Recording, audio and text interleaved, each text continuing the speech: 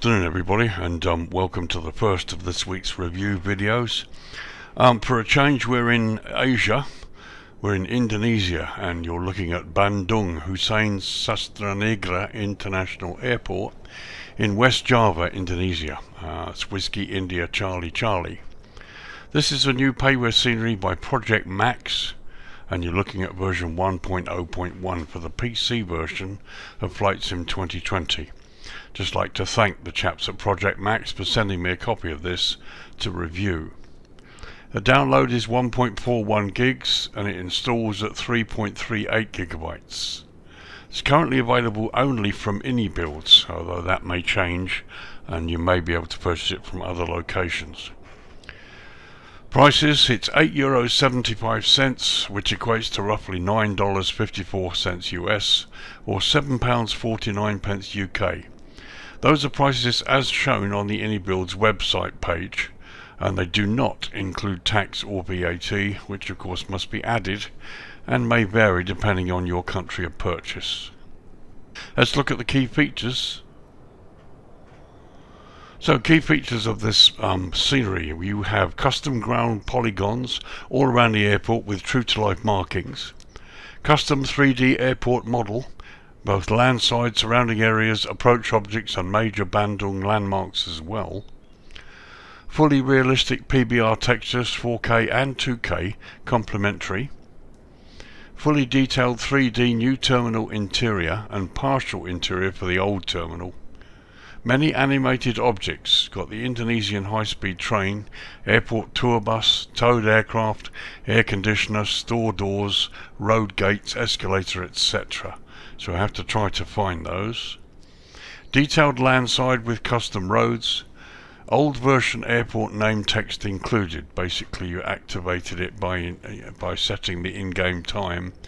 Set it to before 2017. Not really sure I understand how that works. Animated working LED screens with working clock showing local time. We'll take a look at that. Working runway and use indicator showing runway active according to wind, and realistic runway slope and terminal sounds. So quite a few features there, and we'll have to have a look at some and just see how this is. So those are the features. Let's check out the history. So history: Bandung Sastra International Airport, Whiskey India Charlie Charlie, is a public military use international airport owned by the Indonesian Air Force and operated by PT Angkasa Pura II in Bandung, West Java, Indonesia. It is located within the city and 1.5 miles or 2.4 kilometers from Bandung Central train station. The site occupies an area of 358 acres or 145 hectares and serves civil aviation in the southwestern part of Java. The airfield is co-joined with the Hussein Sastra Air Force Base. The airport is located in the city of Bandung, is surrounded by mountains, thus the landing approach has unique characteristics. Runway is suitable for aircraft as large as the Boeing 757 and 767 series, and even the Boeing C-17A Globemaster III can operate into here.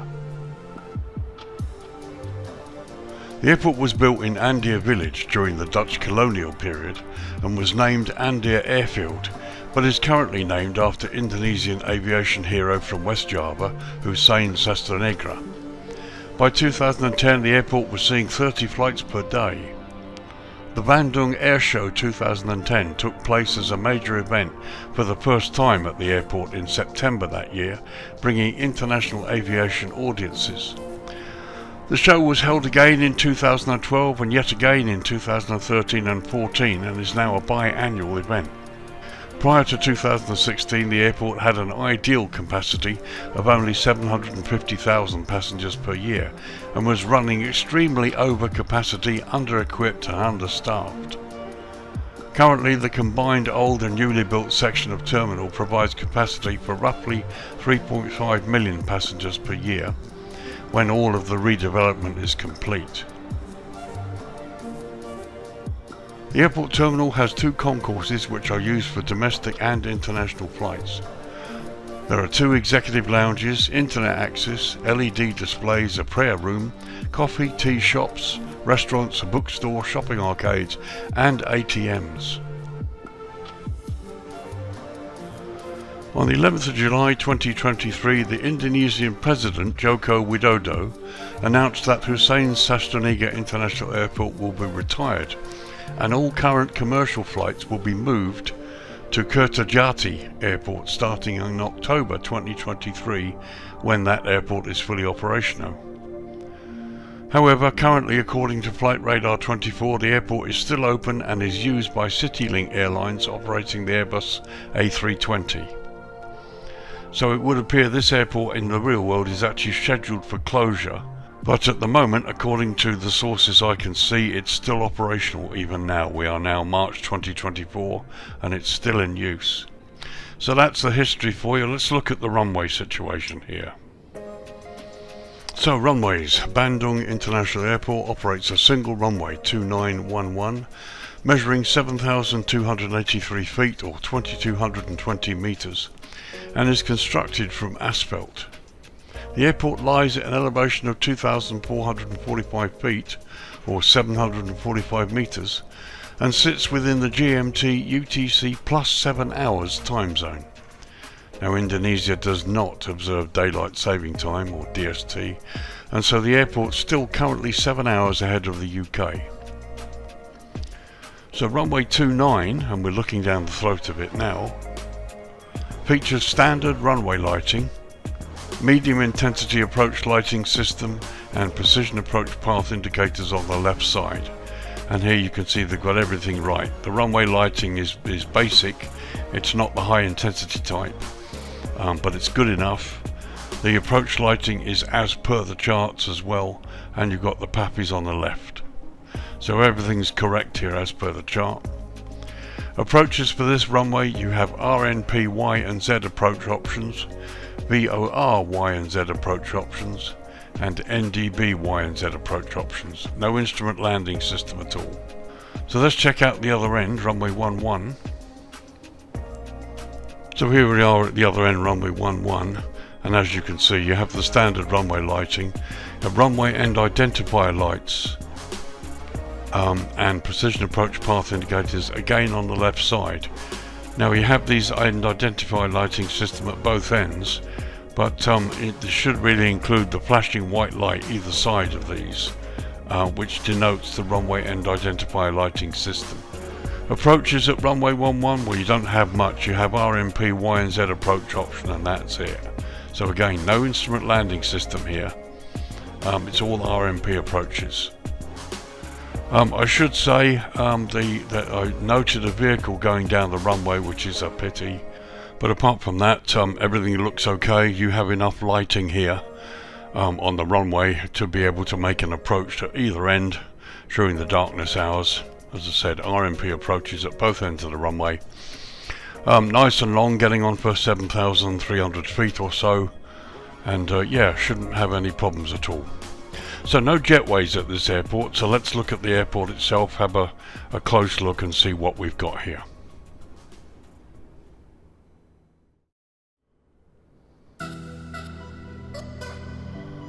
Okay, we're back in the daytime. I've cleared the clouds out of the way, and yeah, let's have a little tour from this end. We'll look at the south side, which is the main side of the airport itself, and see how we go.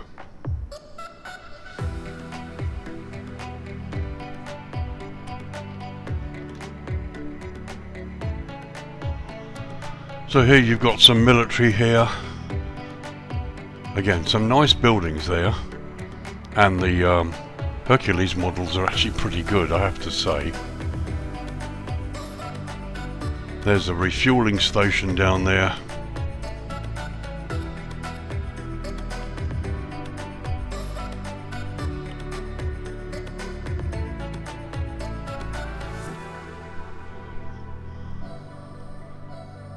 Another Hercules and another old aircraft there. All in all, some nice buildings here.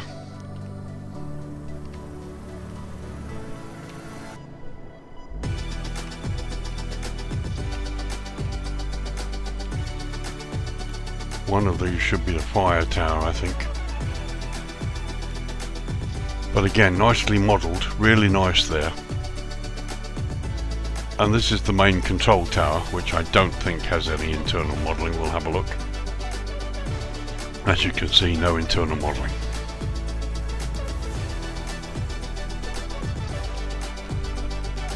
But it all looks pretty nice. There's the fire station down there.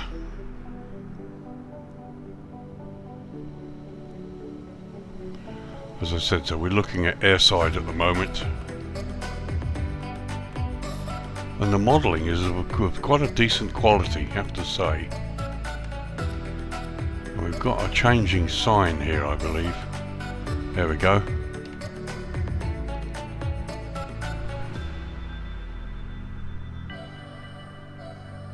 Very nice there. Nice little touch.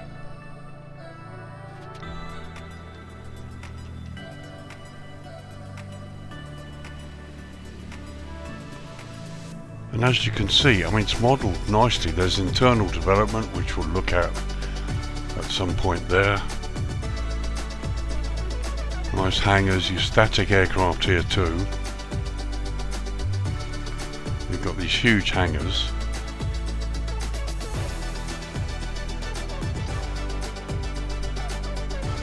Now there's the vehicle I saw going out onto the runway.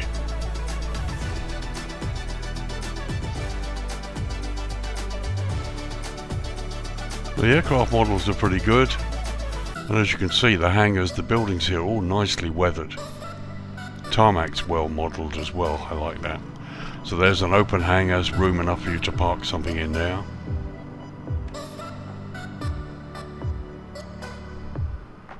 And as you can see, lots of little things here. It's impressive, it's nice.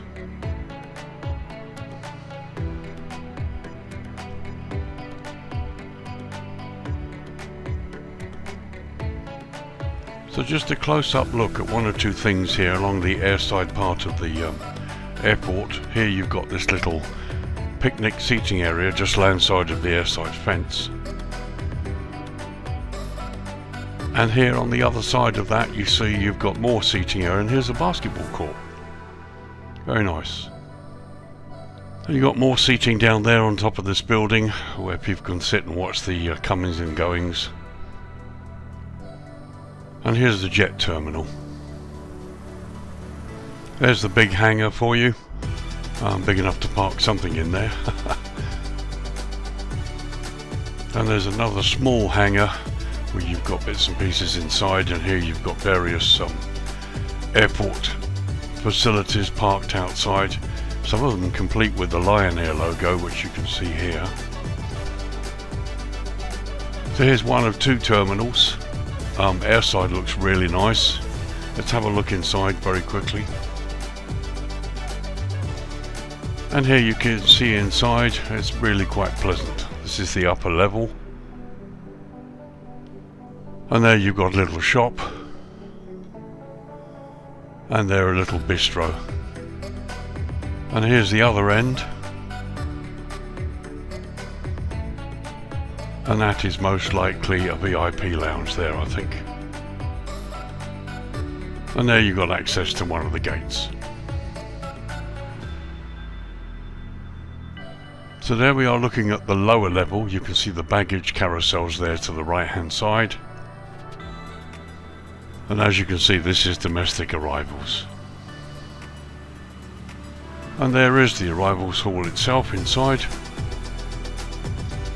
And that all looks pretty pleasant. It's quite impressive.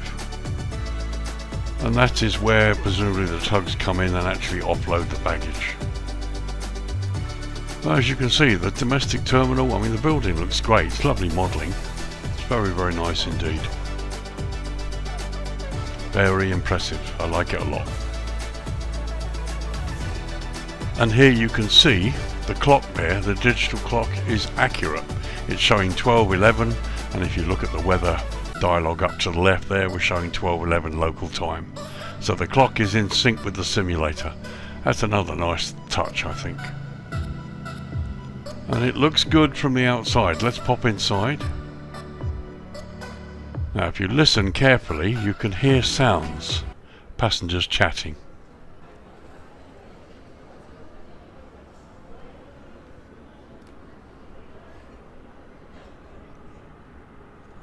It's nice, beautifully done, nice modelling, and the sounds are a nice touch. So there you can hear the sounds a little better, and here's the view looking out through the windows.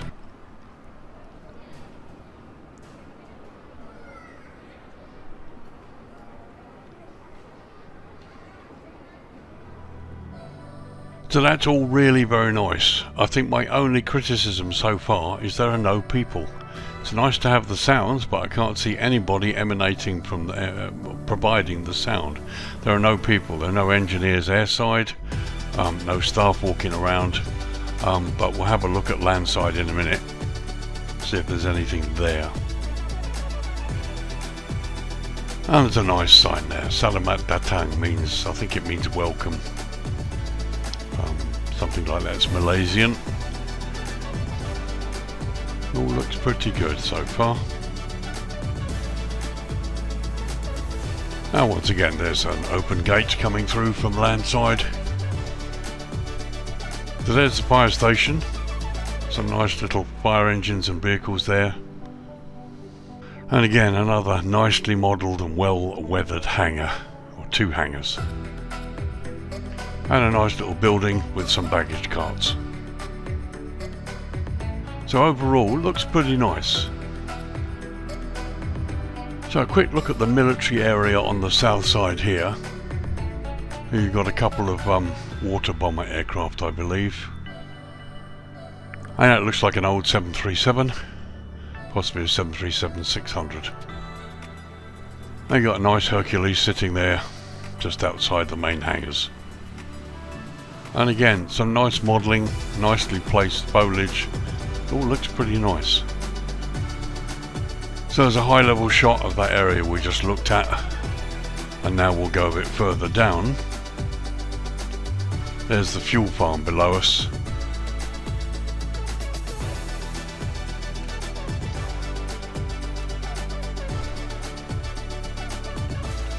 And here you've got more Hercules and hangar. And it all looks pretty good actually, it really does. So here's my aircraft parked on stand 3, it's the Phoenix A320. And there's a view from inside the cockpit. View from the captain's side. And looking out the first officer's window. So let's take a little peek landside of the terminals, and you can see the modelling is still very nice here.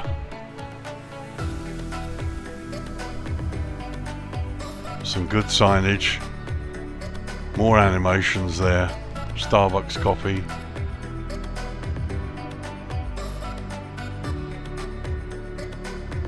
And here's a view looking landside into the terminal, and you can hear just a little bit of the sounds.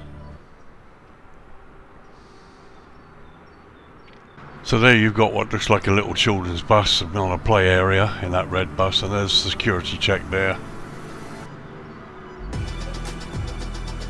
And that looks pretty good. Like I say, the only problem is there are no people. The terminal is the ghost town.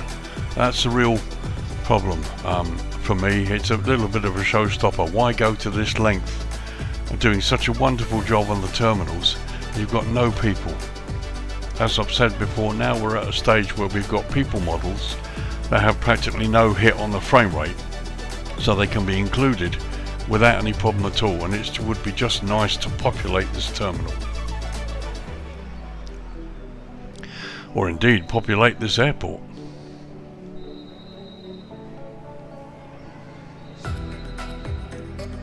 So again, just another little view landside with some of these. I mean, it's nice, it really is lovely. Starbucks there on the left, and you can hear the sounds of people.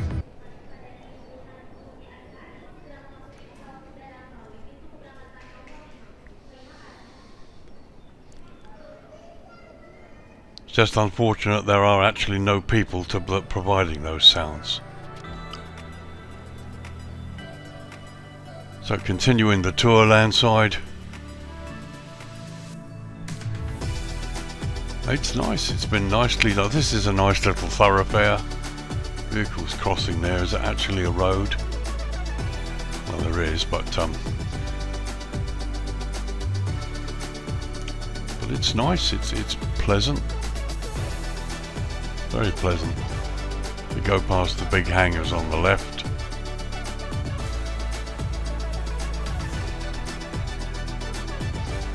Yeah, plenty to explore here.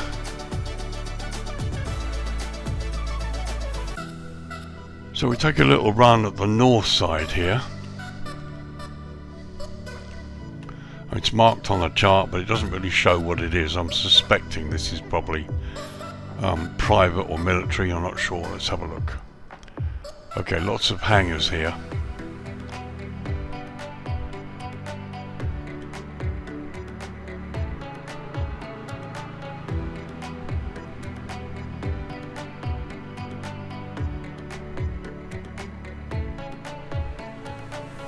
There you can see an aircraft being towed.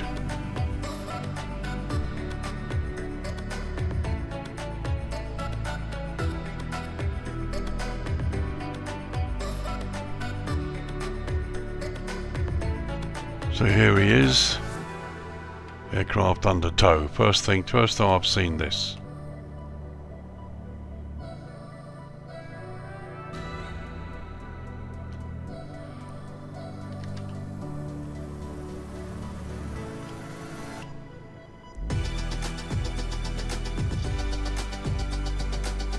And that's a nice animation.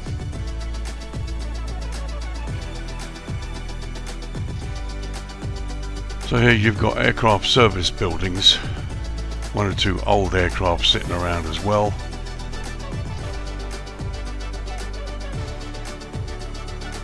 And it's nice.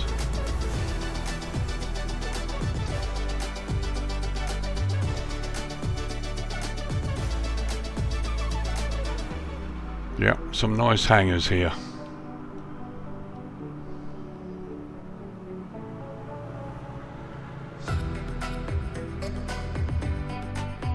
And here's a look inside the hangar where you can see these aircraft being worked on. Very nice indeed. Some nice modelling, and I think that's the first time I've seen an aircraft being towed into a hangar. So that's a first.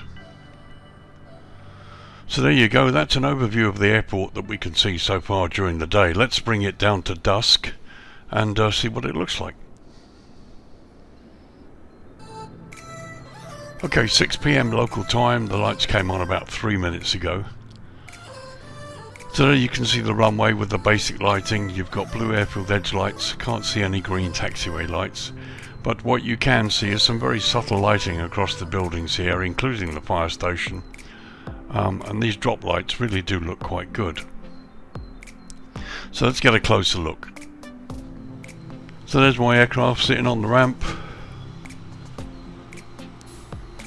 And here's an example of another sound. Here you've got ground power unit switched on and you can hear the ground power unit.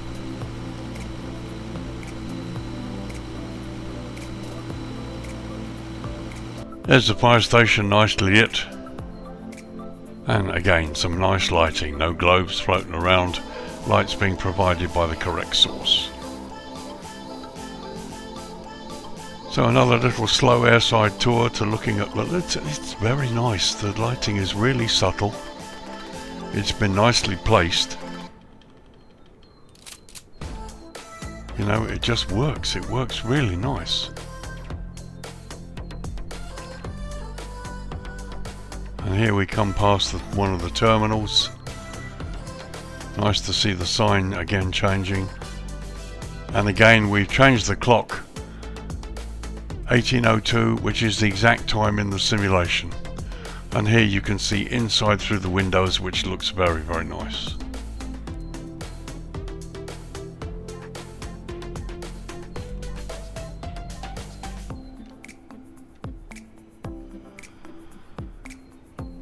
So the domestic terminal, Once again, some really beautiful lighting. The plants really make it as well. And there you can see inside. It's really, really nice.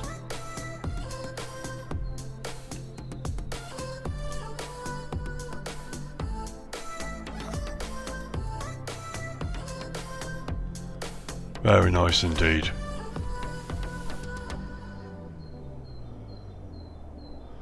So just to look at some of the lighting out on the taxiways here, you will see you've got the blue airfield edge lights, which will help.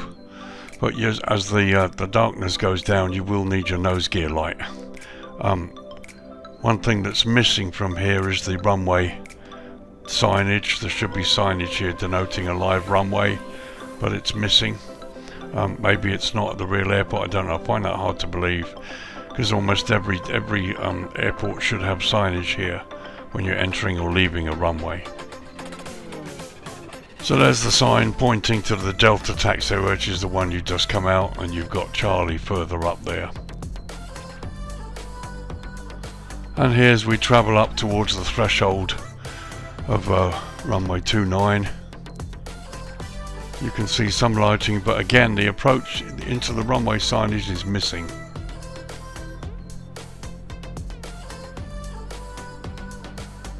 So I'm just trying to find the cause of this flashing.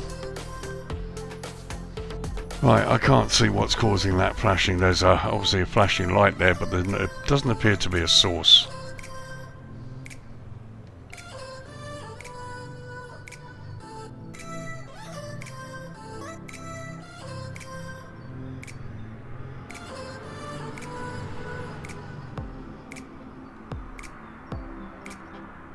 It's right, it's lovely, very impressive.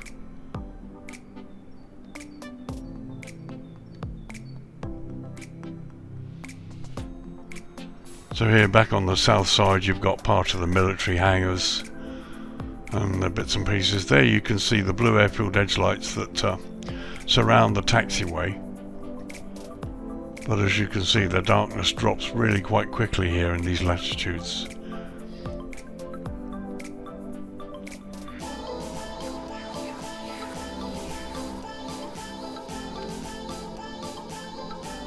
And some nice little touches.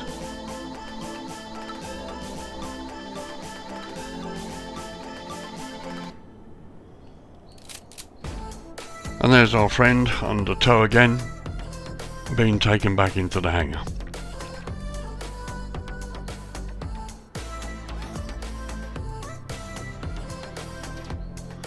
So that was dusk. Let's take it right down to night time now.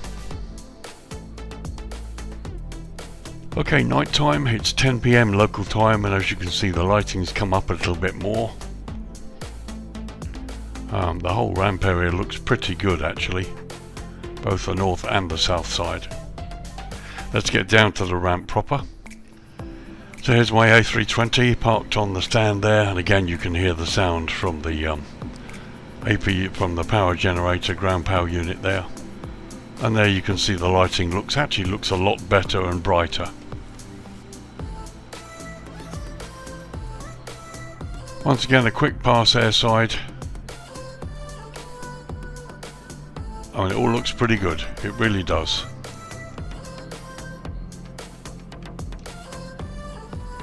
Once again, 1 minute past 10 in the evening local time, which is exactly as per the simulation time as well.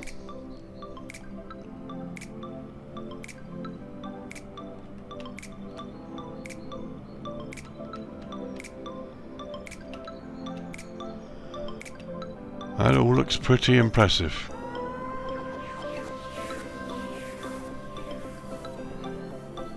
Very nice. Lighting wise, it's fine. It's really, really nice.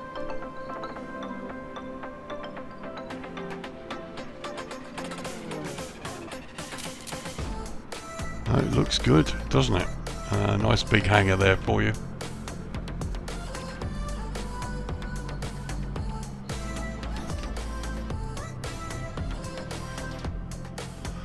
There's our picnic area and the basketball court, all nicely lit up. It's quite bright actually. Yeah, nice, very nice. So here's the threshold of runway 29, and as I've said, you're going to have to rely quite a bit on your nose gear light to follow the lines and do the U-turn for the takeoff. It all looks pretty good, it's fine.